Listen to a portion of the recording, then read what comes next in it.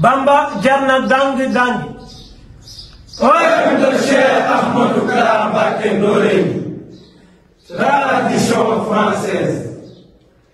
Quand je dis jërëjëf Serigne Touba, se trouve un djinn qui me chuchote, je veux vivre à Touba.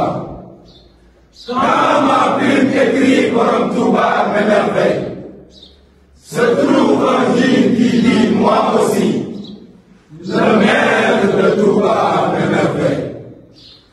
Partout où je sens Serigne Touba, les djinns en chœur disent non allez se taire de son miel.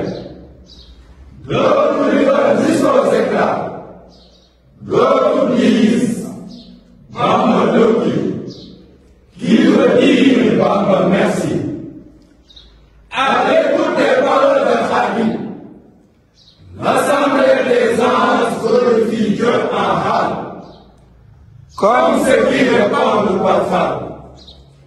Cheikh Ibra était leur ami, et les anges venaient souvent se réjouir avec lui.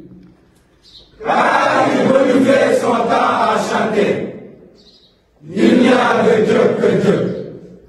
Se demander pour Bamba, ça n'a pas de prix. J'étais lisse comme un œuf. J'ai maintenant le plumage du vautour. T'aimer, c'est aimer Dieu et son prophète. Car il est l'adoré de Dieu et la joie du prophète. Bamba mérite vraiment qu'on se démène pour lui. Ne soyons pas avares de faire des va-et-vient pour lui. Que ce soit Kaneka ou avec une belle foulée, aujourd'hui et demain, ma Bamba le vaut bien.